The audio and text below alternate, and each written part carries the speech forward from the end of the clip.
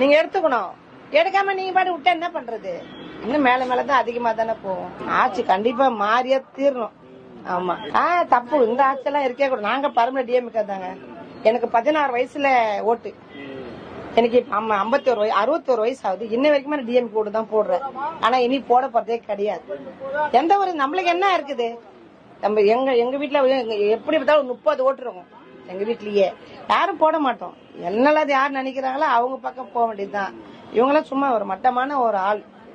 ஒன்னும் இல்லாதவெல்லாம் இன்னைக்கு கோடிக்கணக்கில் சொத்து வச்சுக்கிறாம. ஒன்னும் இல்ல, சைதாபேட்ல ஒரே ஒரு கவுன்சிலர் மட்டுமே ஒன்னும் இல்லாத ஆள் தான். எங்க ஊருக்காரு தான். நான் ஒன்னும் இல்லாத ஆள் தான். இன்னைக்கு பார்த்தா கோடிக்கணக்கில் சொத்து. இப்ப ஜெயரத்தர் தெரியுங்களா? அங்க ஒரு பில்டிங் கட்டுற பத்தி இது கட்டிக்கிறான் பிளாட். அந்த பிளாட் வந்து 1.5 கோடி ஒரு பிளாட். ரெண்டு பிளாட் அவனுக்கே இருக்குது. அவனுக்கே ரெண்டு பிளாட் இருக்குது. இவங்க எங்க போய் சம்பாஷன் வந்தானுங்க? ஒன்னும் இல்லாத வந்தா பொம்பளை கட்டை வாங்கி சாப்பிட்டு வந்தான் ஒரு காலத்திலேயே. ஆனா இன்னைக்கு அவன் அதுலயே 2 கோடி 2 பிளாட் அவந்துனா எவ்வளவு? 3 கோடி ஒரு பிளாட் இவனே வச்சுக்கிறான். ஏகப்பட்ட சொத்து சேர்த்து வச்சுக்கிறாங்க. என்ன நம்ம போய் ஒன்னும் எங்க பேரனுக்கு போயிட்டு ஒரு ஸ்கூலு கேக்குறோம். அதெல்லாம் ஒன்னும் பண்ண முடியாதுமா. அதெல்லாம் ஒன்னும் பண்ண முடியாது. சும்மா வந்து நேக்குறீங்க அப்படின்றான். என்ன சொல்றது?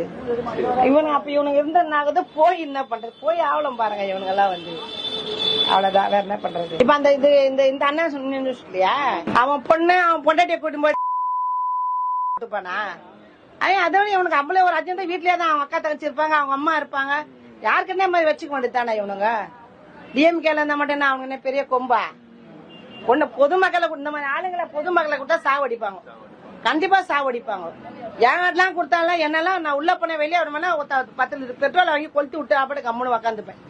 செத்துப்போ நீயும் போய் சேர். அப்படி டிஎம்கேல இருந்தா மட்டும் நான் இந்த மாதிரி குழந்தைங்களை போய் சீரடிக்கலாமா? என்ன நம்பிக்கை இருக்குது? கொளுத்து வேலைக்கு போவாங்க. அந்த குழந்தைய பாத்துக்க அந்த பைப்ப விட முடியுமா? அந்த மாதிரி அப்பனே சரி கிடையாது, அண்ணன் தம்பிகளே சரி. யார பாதுகாப்பு? அம்மாங்க தான் பாதுகாப்பா பாக்கணும். அம்மாங்களுக்கு இருந்தா வீட்டுல வச்சு சோறு எவ்வளவு நாள் வீட்டுல வச்சு சோறு போட முடியும்? ஒரு உயிருக்கையும் பாக்கலாம். அதுக்கு அடுத்தது குழந்தை எங்க பண்ணிக்கோங்க? எல்லாமே இவங்க தான் சரி பண்ணிக்கணும். இவங்க டிஎம்கேன்றது கிடையாது. எந்த ஆட்சியும் இவங்க தான் சரி பண்ண. ஏன் அந்த ஏடிஎம்களோட அந்த கொள்ளாச்சல் அவ்வளவு பிரச்சனை ஆச்சு. என்ன பண்ணிட்டாங்க? ஒண்ணுமே பண்ணலையே. அவங்க பிள்ளைங்களை கொண்டு போய் அப்படியே நிக்க வச்சு வெட்டணும். அப்ப அவனுக்கு அந்த கஷ்டம் தெரியும். மத்தவங்க பிள்ளைங்க தானே சூறாடிடுறானுங்க. இவங்ககிட்ட பிள்ளைங்க கஷ்டப்பட்டா அப்ப அவங்களுக்கு தெரியும் இல்லையா? ஒண்ணுல அப்படியே சஸ்பெண்டா விட்டு அவங்க பிள்ளைங்களை பிடிச்சி அப்படியே நடு ரோட்ல வெட்டி அப்படியே போட்டுருணும். செய்ய மாட்டாங்க இவங்க எல்லாம் வந்து. ஆமா, இந்த மாதிரிலாம் பொம்பளை பசங்களுக்கு நீங்க திட்டமில்லனா ஆட்சி இப்படி மட்டும். ஆமா, ராசு உங்க பாண்டி பிள்ளைங்க தான் தலை. உங்க வீட்டு பிள்ளைங்க கண்டிப்பா அவங்க டிஎம்கே ஆட்சி ஒரு வரமாட்டானுங்க. அவங்க இனிமேல்லாம் வந்து அவங்க கதை இந்த வருஷத்தோட முடிஞ்சு போயிடுச்சு. இனிமேல்லாம் வரமாட்டானுங்க. அவனுங்க கண்டிப்பா வரமாட்டானுங்க.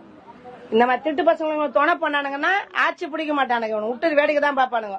அப்புறம் எங்க தாத்தா சம்பாதிச்சா எங்க பாட்டனுங்க பாட்டா சம்பாதிச்ச சொத்தெல்லாம் போயிடும். இந்த மாதிரி திட்டு பசங்களை ஒன்னும் சாவடிக்கணும், இல்லன்னா ஒன்னும் அந்த நடு ரோட்ல ஓட விடணும்.